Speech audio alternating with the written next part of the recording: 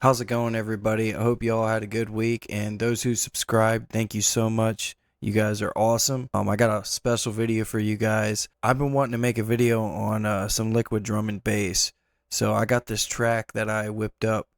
It took me actually a couple hours. I've been struggling a lot, but I finally figured out how to get a nice sound. I'm gonna walk you through it and show you kind of what I use to make this liquid drum and bass track. Alright, so the first thing that I did to get organized with making this track was I actually took notes. I highly recommend taking notes, especially if you're new to making a specific genre that you're not used to or haven't figured it out yet. This really actually helped me. So I just made a list of all the things that I could hear during a liquid drum and bass track that I was listening to.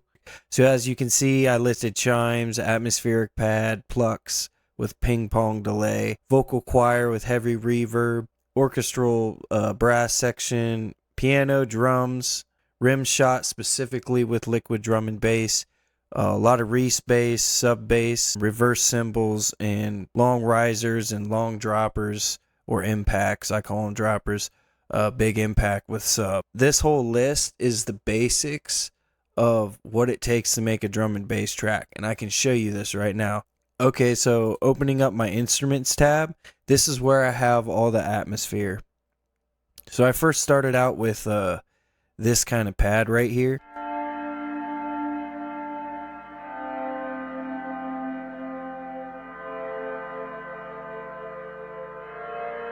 So this pad is this plugin right here, Azure Lake.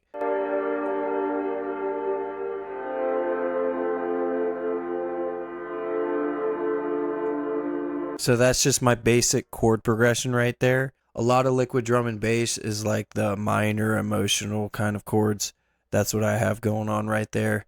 Okay, so the second plugin that I have layered with that is called Hibiscus.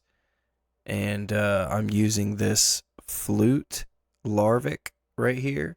Those two pads are working really well together to create kind of an atmosphere, because that's what you want to do when you make liquid drum and bass. Okay, so after that I have these plucks right here, which are acting more like pads. So we're going to solo these.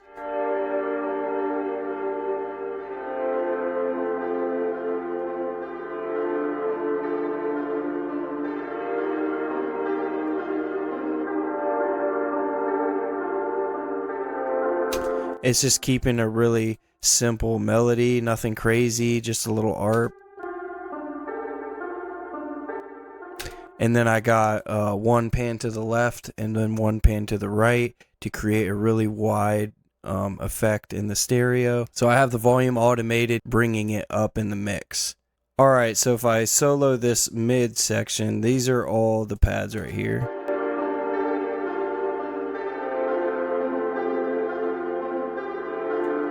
And then I got this nice high pluck going as an arpeggiator. And as you can see, the arpeggiator, vital preset. So these together sound like this. I really like it. So then I wanted to add some strings. So what I got going on down here are some strings. Alright, so this plugin right here I'm using for my strings. It's called BBC Symphony Orchestra by Spitfire Audio. You can literally play the different sections of an orchestra with this plugin. It's awesome. Everything in it sounds really good.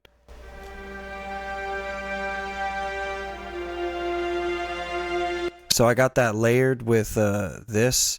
So I'm going to play the group layered together.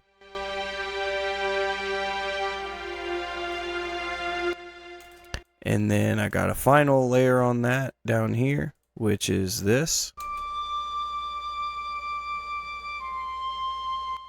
Nice woodwind.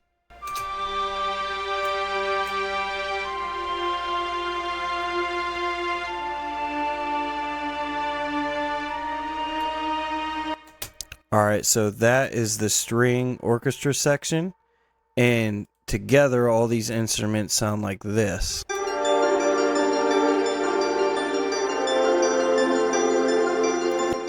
Now after I did some mixing and some EQing, I then added a vocal sample that I found on Splice.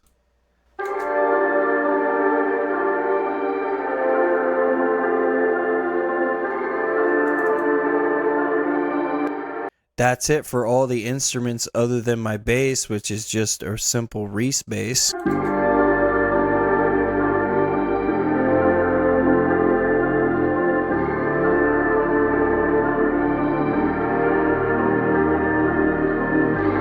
So I got a filter automated up here for the instruments section. So at the drop, everything's like real nice and open and bright.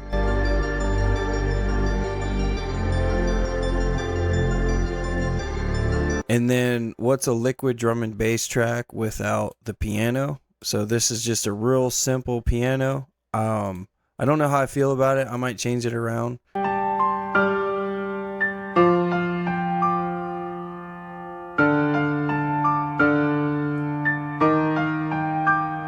So what I did to make this piano stand out was I turned down all the other tracks. So I turned down this big instrument bus track right here so the piano could sit on top of all the atmosphere and the pads. That way the piano was sticking out at the drop. All right, for my drums, really simple drum and bass pattern.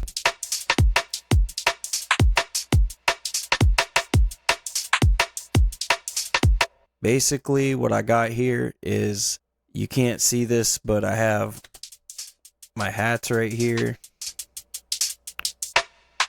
There's my rim shot. And then here's my kick pattern. Then I got skaka, which is really awesome. I just got a shaker in there.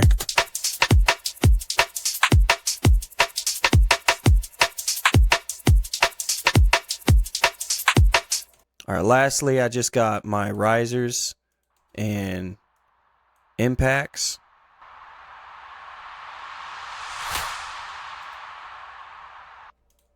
So this impact right here. And then this riser right here.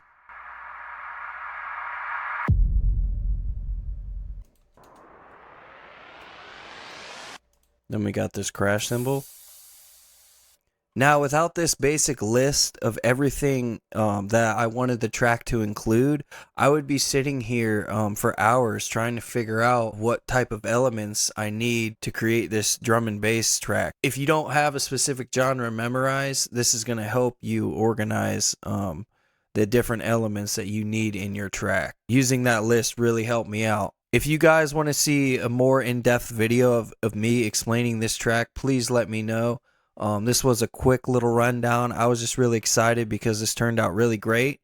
And I'm going to quit babbling and let you listen to the music. And I'll see you guys in another video.